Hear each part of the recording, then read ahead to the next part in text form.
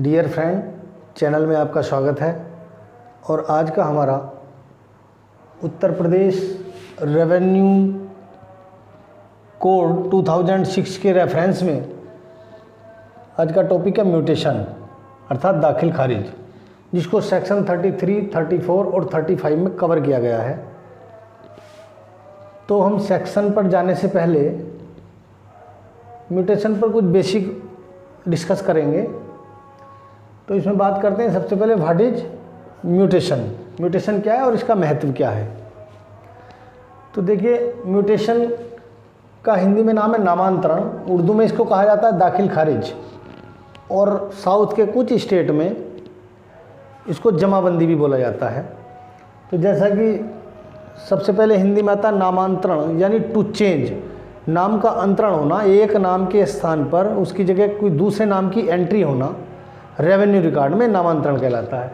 उसी प्रकार से दाखिल खारिज का तात्पर्य भी यही है। खारिज मीन्स काटना या समाप्त हो जाना, और दाखिल मीन्स एंट्री होना, प्रवेश करना।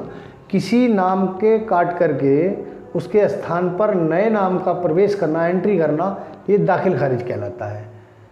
तो म्यूटेशन का मतलब है नए एक नाम के स्थान पर दूसरे नाम की एंट्री, कुल मिला करके ये दाखिल खारिज प्रोसीडिंग है।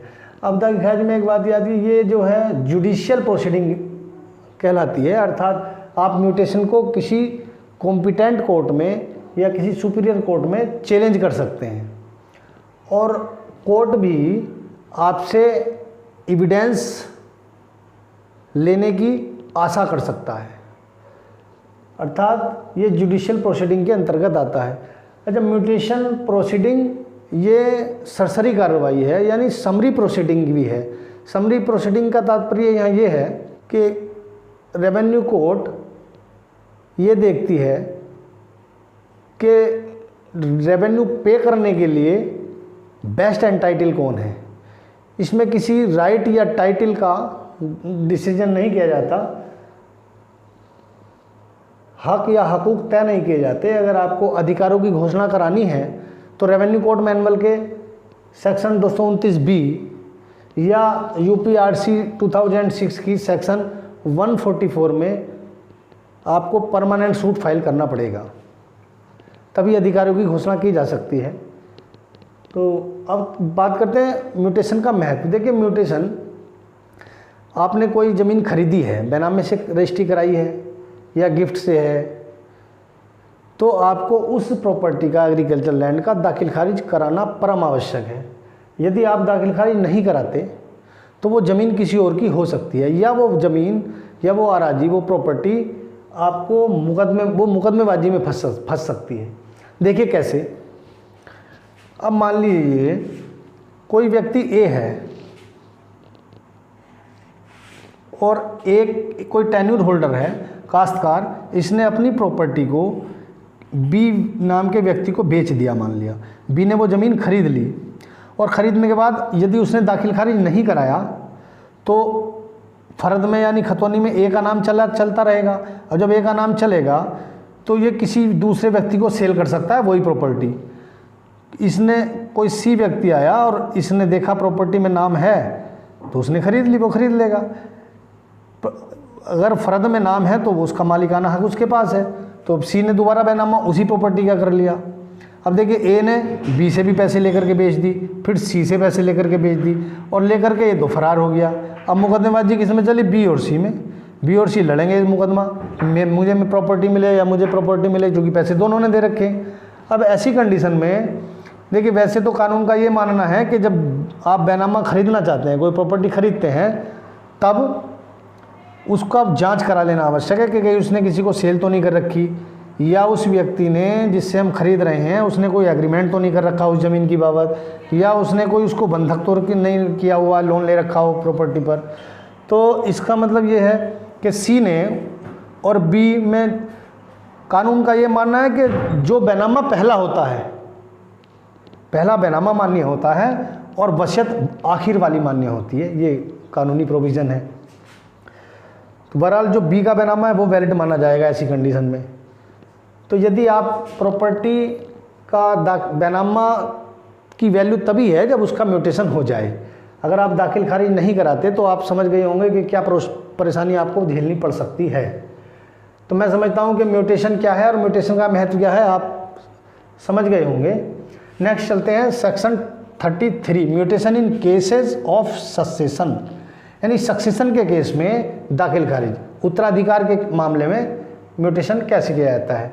तो देखिए 33 ये बताती है यदि कोई टेन्यूर होल्डर है, कोई काश्तकार की मृत्यु हो जाती है, मृत्यु का कारण चाहे जो रहा हो, तो उसके लिए उसके जो जायज़ वारिस हैं वो प्रॉपर्टी उसके नाम आनी होती है। और नाम कैसे आएगी, इसमें कोई आपको ना तो कोई स्टाम्प ड्यूटी देनी होती है और ना ही कोई फीस जमा करनी होती है। उसके लिए आपको एक जो भी जायज़ वारिस है एक एप्लीकेशन लेकर के जो रेवेन्यू इंस्पेक्टर है हल्के का, यानी राजस्व निरीक्षक, उसे क्षेत्रीय भाषा में कानून गो भी कहते हैं, तो कानून गो के कार्यालय में जाकर के एक अर्जी देनी होती है और उसके साथ मृतक का मृत्यु प्रमाण पत्र और जो जायज़ वारिस है उनके आधार कार्ड की कॉपी कि हम इनके लीगल हियर हैं, वो दे करके आपको वो देनी होगी। आजकल तो हालांकि ये सब ऑनलाइन होने लगा है, ऑनलाइन विरासत की जो वेबसाइट है, भूलेख की जो वेबसाइट है, उस पर आप ऑनलाइन रजिस्ट्रेशन कर सकते हैं विरासत के लिए। तो यदि अब रेवेन्यू इंस्पेक्टर क्या करेगा, रेवेन्यू इंस्पेक्टर उसकी जांच करेगा गांव में जाकर के या अपने लेखपाल के द्वारा करा लेगा, और यदि वो संतुष्ट होता है तो वो तुरंत नाम आपका ऑर्डर पास करेगा और उसमें आपके रेवेन्यू रिकॉर्ड में दर्ज हो जाएगा और फर्द खतौनी में वो उसका अंकन हो जाएगा। देखिए जब फर्द खतौनी में आपका नाम आ गया तो आपका समझो म्यूटेशन दाखिल खारिज हो चुका है, पक्का काम तब माना जाता है। अब यदि मामला ये है कि विवादित है, डिस्प्यूटेड मामला है, तब इनडिस्प्यूटेड ऐसे केस में, डिस्प्यूटेड से मीन्स ये है यदि ए की कोई मृत्यु हुई और इसके दो जायज़ वारिस हैं बी और सी, और तीसरा व्यक्ति कानूनगो के पास आकर के ये कहता है, कोई डी नाम का व्यक्ति, देखिए मैं भी इनका लीगल हियर हूँ, मुझे भी इसमें विरासत में मेरा नाम किया जाए, या वो ये कहता है कि मैं ही अकेला इसका वारिस हूँ, ये है ही नहीं, तो मामला कंटेस्टेड हो गया। या डी आकर के ये, या कोई डी या कोई अन्य अदर व्यक्ति आकर के ये बोले कि मेरे पास मृतक ने अपने जीवन काल में मेरे हक में एक रजिस्टर्ड बिल किया था, यानी एक वसीयत रजिस्ट्री कराई थी, इसलिए मेरा नाम इसमें दर्ज किया जाएगा। तो ऐसे मामलों में रेवेन्यू इंस्पेक्टर क्या करेगा, रेवेन्यू इंस्पेक्टर फिर दर्ज नहीं करेगा, वो नाम विरासत दर्ज नहीं करेगा, तो वो एक रिपोर्ट बना करके तहसीलदार के ऑफिस में दे देगा, तहसीलदार को दे देगा, उसका काम खत्म हो गया। यानी इनडिस्प्यूटेड, अगर नॉन कंटेस्ट मामला है तब तो वो विरासत दर्ज करेगा, और कंटेस्ट है तो नहीं करेगा रेवेन्यू इंस्पेक्टर, तहसीलदार को रिपोर्ट करेगा। नेक्स्ट देखिए, अब उसको तहसीलदार क्या करेंगे वो सेक्शन 35 में हम प्रोसेस बताएंगे। अब बात आती है section 34, duty in report in case of transfer. Transfer के केस में यानी अंतरण के मामले में रिपोर्ट करने का जो दायित्व है, कर्तव्य है, वो ओनर का भी है। ओनर मीन्स जो खरीदार है प्रॉपर्टी का, या जिसके हक में ज़मीन वो आनी है, जिसके नाम एंट्री होनी है, वो उसको जाकर के तहसीलदार कोर्ट में एविडेंस देना होगा, बैनामा या फर्द खतौनी वगैरह जो भी एविडेंस डॉक्यूमेंट्री हो या विटनर के रूप में हो, वो कोर्ट में जाकर देगा। और कोर्ट ऐसे मामलों में जो भी राज्य सरकार द्वारा फीस नियुक्त की गई है उसको फीस को लेकर के उसका म्यूटेशन कर देगा, और वो म्यूटेशन तहसीलदार ऑर्डर पास करेगा और वो रेवेन्यू रिकॉर्ड में यानी फर्द खतौनी में चढ़वा देगा। ये आती है सेक्शन 34। नेक्स्ट आता है, और यदि अगर हम 33 और 34 के बीच में डिफरेंस की बात करें तो यहाँ तो रेवेन्यू इंस्पेक्टर डिस्प्यूटेड मामले को तो तहसीलदार को कर देगा, और नॉन डिस्प्यूटेड को यानी अनकंटेस्ट मामले की विरासत दर्ज कर देगा लीगल हियर के नाम मृतक के। और यहाँ 34वें मामला ये है, जब कोई बैनामा बैनामा गिफ्ट या वसीयत का तहसीलदार के कोर्ट में आती है, तो वो चाहे वो डिस्प्यूटेड हो या नॉन डिस्प्यूटेड हो, ट्रांसफ़र वाले केसेस में वो उसको पावर तहसीलदार को ही है, इसकी पावर है तहसीलदार को इसके विरासत दर्ज करने म्यूटेशन करने की। नेक्स्ट चलते हैं section 35, mutation in cases of succession of transfer. यानी सक्सेशन और ट्रांसफ़र के मामले में दाखिल खारिज।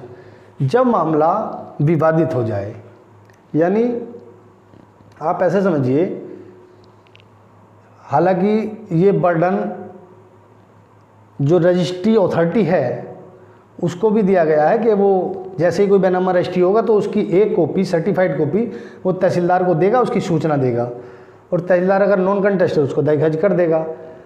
अब जो डिस्प्यूटेड मामले हैं तो कोई इशू नहीं है, अगर नॉन कंटेस्ट है मामला यहाँ भी तो तहसीलदार उसकी एंट्री करा देगा आर्डर पास करके फर्द खतौनी में।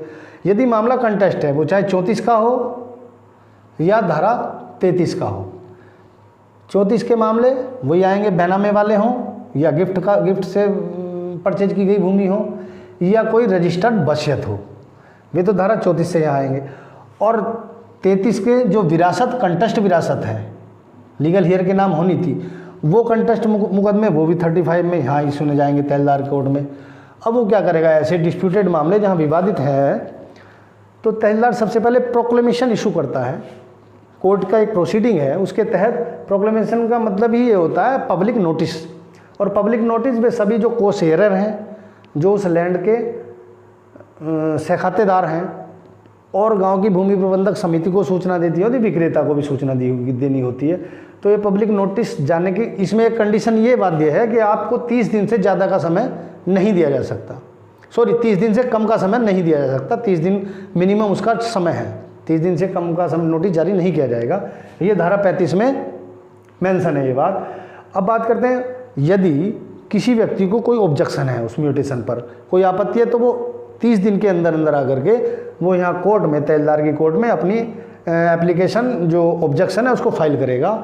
और अब तहसीलदार जो नियत डेट है उस पर दोनों को सुनेगा, उनकी आपत्ति और साक्ष्य का पर्याप्त अवसर देगा, आर्गू सुनेगा, उसके बाद जैसा उसे उचित लगेगा वो फैसला करेगा मेरिट के आधार पर। मेरिट के आधार पर मुकदमे को तय किया जाएगा सेक्शन 35 में।